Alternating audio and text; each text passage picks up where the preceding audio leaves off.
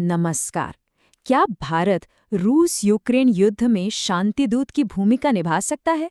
सुनने में ये सवाल थोड़ा हैरान करने वाला जरूर लगता है, लेकिन एक दिलचस्प विश्लेषण के मुताबिक इसका जवाब हाँ में हो सकता है।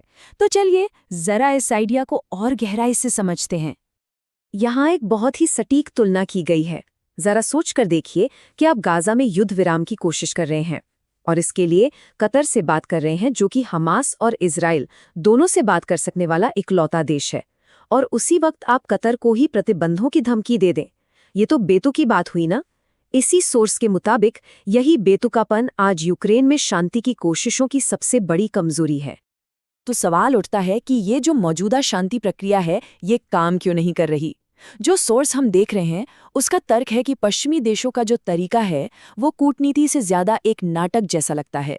पर ऐसा क्यों कहा जा रहा है? देखिए, यहाँ एक बहुत बड़ा विरोधाभास है।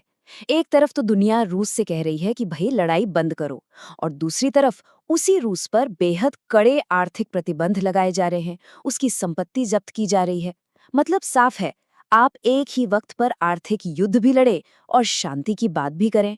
ये दोनों साथ साथ नहीं चल सकते। ये बिल्कुल वैसा ही है जैसे एक हाथ से तो आप दोस्ती के लिए हाथ बढ़ा रहे हों और दूसरे हाथ में आपने खंजर छिपा रखा हो। जब आप किसी देश का आर्थिक रूप से गला घोट रहे हों तो फिर युद्ध विराम की बात करना खोखला लगता है। ये दिखाता है कि शांति की इन कोशिशों के पीछे शायद नेक इरादे हैं ही नहीं। अब आते हैं इस कहानी के सबसे बड़े सवाल पर, 300 अरब डॉलर के सवाल पर।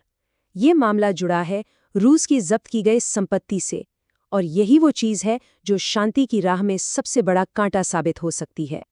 300 अरब डॉलर, ये सिर्फ एक बहुत बड़ी रकम नहीं है। ये एक ऐसा जियोपॉलिटिकल दांव है जिसमें पूरी दुनिया की वित्तीय व्यवस्था को उसकी बुनियाद से हिला देने की ताकत है। तो अगर रूस की इस संपत्ति को वाकई जब्त कर लिया जाता है तो इसका असर क्या होगा? देखिए, नतीजे काफी खतरनाक हो सकते हैं। दुनिया में डॉलर का दबदबा तेजी से कम हो सकता है, जिसे डी-डॉलराइजेशन कहते हैं। रूस की तरफ से साइबर हमले या एनर्जी सप्लाई में रुकावट जैसे जवाबी कदम उठाए जा सकते हैं, और दुनिया भर के देश अपनी अपनी अर्थव्यवस्थाओं को बचाने के लिए ज्यादा बंद हो सकते हैं। तो ये डी-डॉलराइजेशन है क्या? बहुत आसान शब्दों में इसका मतलब है दुनिया के व्यापार में अमेरिकी डॉलर पर निर्भरता को कम करना। इस सोर्स का मानना है कि रूस की संपत्ति को जब्त करने वाला कदम चीन, भारत और खाड़ी देशों को एक सिग्नल देगा कि वो डॉलर से अलग अपनी खुद की एक समानांतर वित्तीय व्यवस्था बनाने पर और भी तेजी से काम करना शुरू कर दें।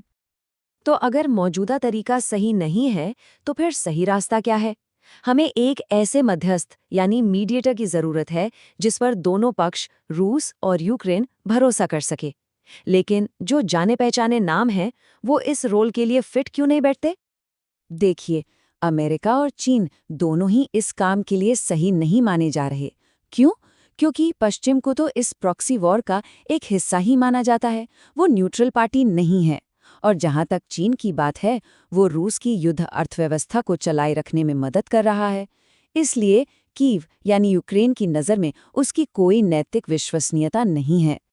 तो इस खालीपन को कौन भरेगा? यहाँ पर हमारा सोर्स एक ऐसा नाम सामने रखता है जिसके बारे में शायद ज्यादा लोगों ने सोचा भी नहीं होगा, और वो नाम है भारत। चलिए देखते हैं कि भारत को इस भूमिका के लिए सबसे सही क्यों माना जा रहा है। इसका सारा राज भारत की रणनीतिक स्वायत्ता या स्ट्रैटेजिक ऑटोनॉमी की पॉलिसी में छिपा है। इसका मतलब है अपने राष्ट्रीय हितों के हिसाब से फैसले लेना, किसी भी गुट या गठबंधन के दबाव में आए बिना।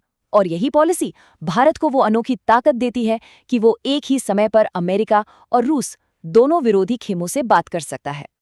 जरा भारत के इस बैलेंसिंग एक्ट को देखिए। एक तरफ वो ब्रिक्स में रूस और चीन के साथ है, तो दूसरी तरफ वो क्वाड में अमेरिका और जापान के साथ भी है। वो रूस से तेल भी खरीद रहा है, लेकिन अमेरिका के साथ अपने रिश्ते भी मजबूत कर रहा है।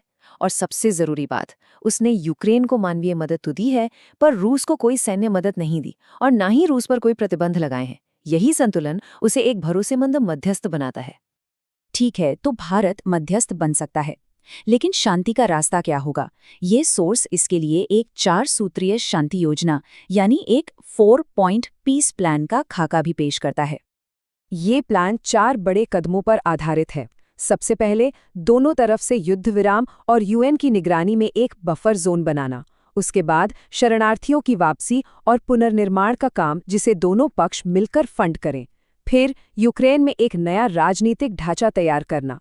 और आखिर में जो विवादित इलाके हैं वहां यूएन की देखरेख में जनमत संग्रह कराना।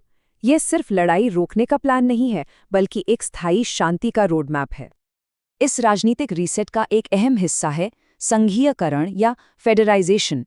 इसका मतलब है कि यूक्रेन के अलग-अलग क्षेत्रों को ज्यादा स्वायत्तता यानी ज्यादा ऑटोनॉमी दी जाए। इससे वहां की स्थानीय भाषाओं और संस्कृतियों की रक्षा हो सकेगी और साथ ही यूक्रेन के नाटो में शामिल होने वाला मुद्दा भी हमेशा के लिए हल हो जाएगा। और उन विवादित क्षेत्रों का क्या होगा? प्लान ये है कि वहां के लोगों को ही फैसला करने का हक दिया जाए। उन्हें 3 विकल्प मिलेंगे, या तो वो एक संघीय यूक्रेन का हिस्सा बने रहें, या फिर एक आज़ाद देश बना लें, या फिर रूस के साथ शामिल हो जाएं। इस सोर्स के मुताबिक यही सबसे लोकतांत्रिक तरीका है इस ज़मीनी विवाद को सुलझाने का। और आखिर में जो बात कही गई है वो भारत की संभावित भूमिका को शायद सबसे अच्छे तरीके से बयान करती है। इस संघर्ष में भारत सिर्फ एक और आवाज़ नहीं है, ये उस दुनिया में विवेक की आवाज़ है जो सुनना ही भूल गई है। तो सवाल यही बचता है, क्या भारत सिर्फ एक अनिच्छुक किंग मेकर है, या फिर वो एक ऐसा ज़रूरी शांति दूत है जिसकी आज दुनिया को सख्त ज़रूरत है?